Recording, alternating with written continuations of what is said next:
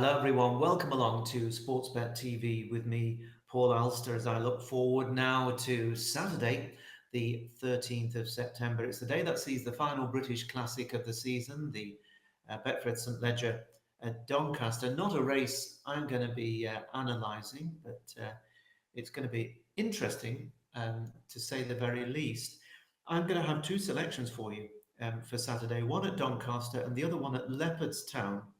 If you're new to the service, please press the subscribe button just below the screen, then you'll get all my free selections, almost always at good each way odds. Surely the only way to make it pay in the long run. If you're interested in more than two selections, then I've already posted four for my clients over at Out in Front, my subscription service, where we're absolutely flying at the moment. The winners have been flying in all directions. And the link to join us with no tie-in, it's just month to month as you wish, is in the description box just below this very screen. So I've got two selections for you. Let's get straight to it. And I'll take you first to Doncaster, the 1:15 race. It's the opening race on day 3 of the St Ledger Festival. And the going is forecast good to soft, good in places. 15 runners for a very tight handicap and a very strong case to be made for treble T, I'd say. For Simon and Ed Crisford, who on his two recent second place efforts has been in really good form. But arguably a more convincing argument can be made in his favour if the ground were to ease any further. So rain, I think, is going to be the big factor for him. If it rains, I think treble T might take a lot of beating because he slammed the very talented Wood Beer by 2 lengths on the soft at Newmarket last October. He hasn't won since then, and he's been going up the weights despite getting beaten. But if it rains, it could be a different story for treble T. Now, Hawksbill for Hugo Palmer has run well when second in each of his last 2 outings, the latest being his length defeat, which came at the hands of the very much informed Yennefer for Harriet Bethel in a £100,000 contest at Chester a fortnight ago. He's gone up a total of £5 without winning in the last month, Hawksbill, and although this race has cut up quite a bit from the 5-day stage, I think he still has to improve again to win. Now, trainer David Simcock is in flying form at present. He's won with 5 of his last 10 runners at the time of this recording on Friday early afternoon. Cash represents the Newmarket handler this time, and although he hasn't been involved at the business end of races of late, he's been tackling much tougher opposition, and I think that off a falling handicap mark, he could be dangerous, especially if the market speaks in his favour. The Andrew Balding trained Point of Contact is having just his 7th career start and was beaten little more than a length in the Sky Bet Mile at the Ebor meeting last month, which was a very hot race. He will handle most ground, so given his yards continuing good form, Point of Contact is one to fear. While Great Chieftain for Oliver Cole should be more at home, I think, back on a conventional track after not being at his best last time out, despite a fair effort when 5th at Goodwood when he was trying to bid for a hat-trick. My selection here is a horse called Galaron, and Galaron is trained by Charles Hills and is the mount of Colin Keane, the Irish champion jockey and first jockey to Judd Monte.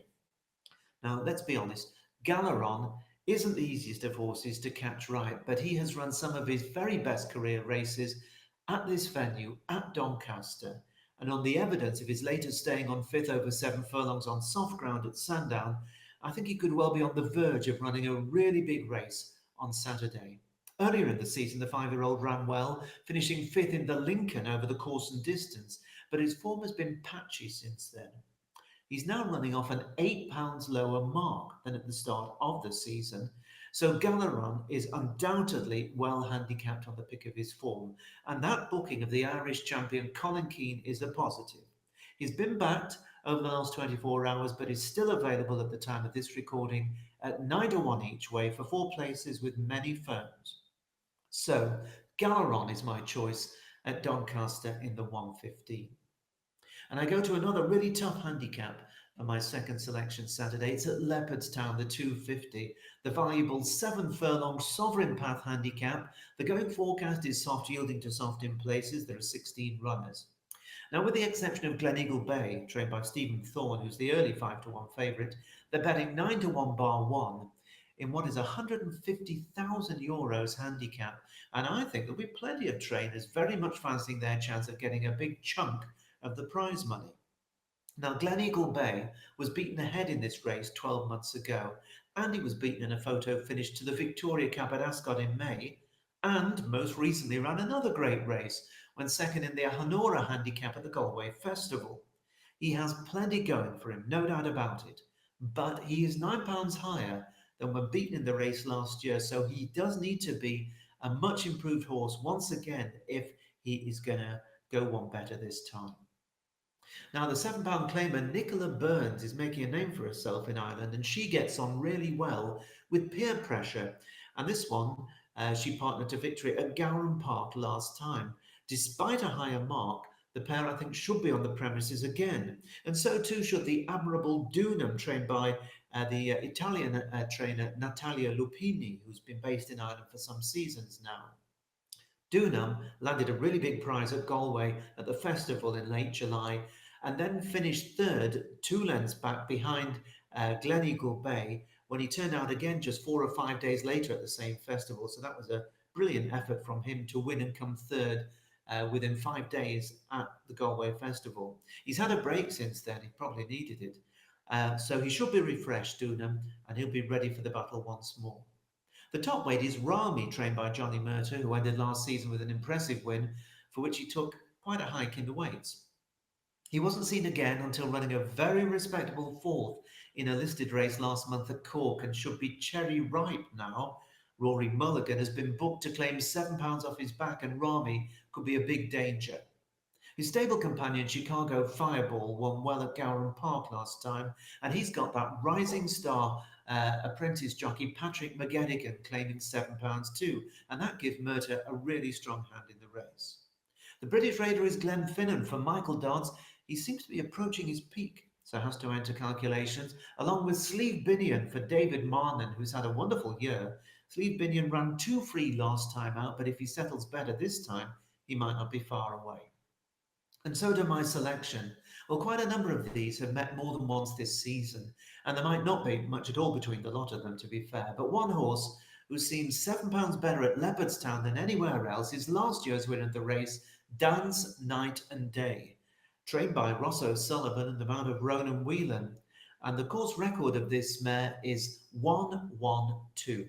So a very good record at the track, 2 wins from 3 and a close second.